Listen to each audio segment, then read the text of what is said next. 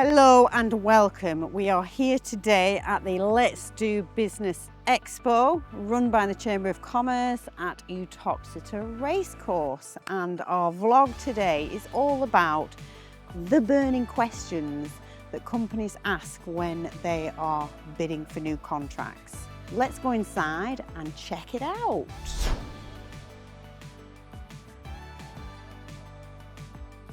Hi, I'm Catherine Hyde. My business is The Next Gen. Big question that probably everybody asks when they think about bidding for the first time would be, what kind of budget do I need to get started with having somebody to help me with writing?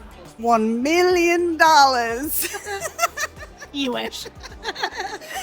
Yes, of course, it's not $1 million. Each bid is unique, and it all comes down to the word count, the complexity, compliance, level of detail. Some businesses I work with choose to write the bids themselves and then have us come in and review them because that helps to keep the cost down. But typically, they all vary because it all depends how big they are and their complexity, really. But, you know, bidding is more affordable than you might think. If I had to have a budget to start with, what would you suggest that figure might be? In the hundreds, the thousands? The millions? So it's not in the millions, so you're okay. I would say a typical budget for a pretty standard bid, you're looking at somewhere between £2,000 and £3,000.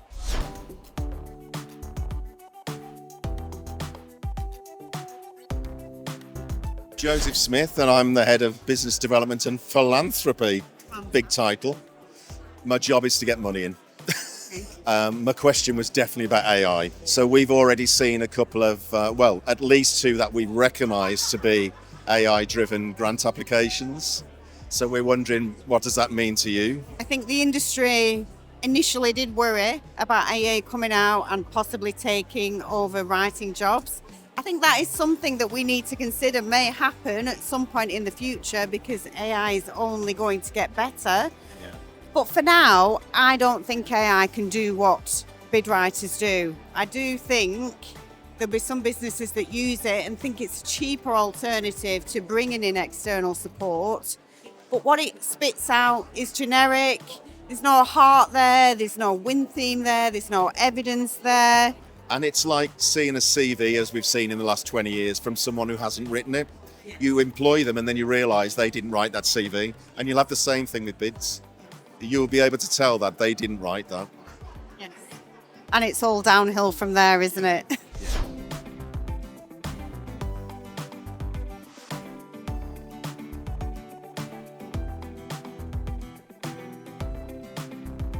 You're thinking about getting into bidding next year.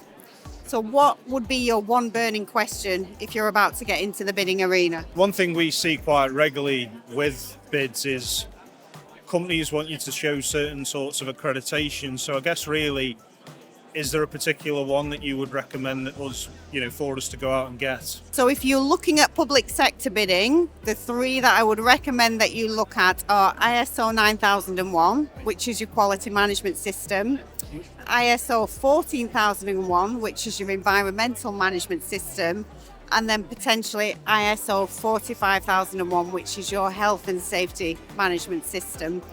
These are crucial. You don't necessarily have to have them in place for some contracts. It would depend on the size of the contract and the complexity. But I definitely recommend quality management system in place, environmental management system, and the health and safety management system.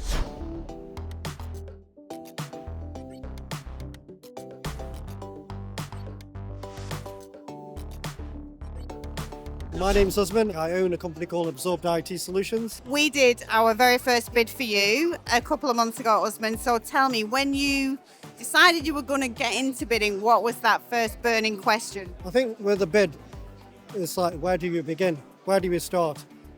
Never done a bid before, so I needed an expert in this field. So hence I've seen a lot of posts about doing bid writing, etc. So I thought I'd reach out to yourself. How do I basically unlock understanding with this bid? Like, it's a huge document. How do I do it? That was the right answer. You just need to engage an expert that will break it down into manageable chunks for you. And can I just ask, Where are we at with that bid at the moment? So we actually got into the process of passing the tender bid next process, which is amazing, our first ever tender, and we're still currently working with the provider. So though the outcome we don't know about, the fact that we got past and we succeeded in our tender bid was absolutely incredible. So thank you so much for that, Joe. You're very welcome, and thank you so much for talking to us today.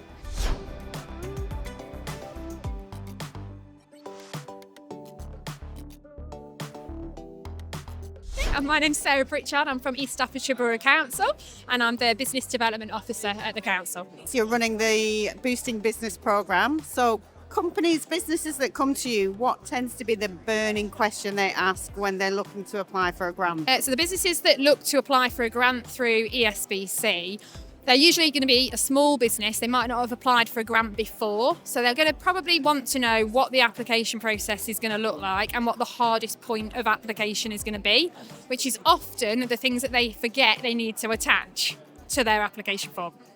Yes. So my advice to these businesses would be, it is all in the documentation. You can't get away with not reading it. Everything is generally spelled out for you in there. Would that be correct? Yeah, there's a huge checklist on the back of our documents that outlines everything they need to send in with their application. If they forget half of the things that they need to attach, unfortunately, we can't accept it. So it's really important to read the small print.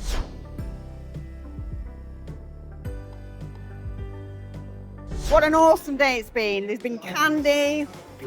We talked to loads of people. We've got some leads. We are doing business at the Let's Do Business Expo in Uttoxeter. For all the free resources, don't forget to check out our website at www.wordsmithprojects.com, and we'll see you in the next video.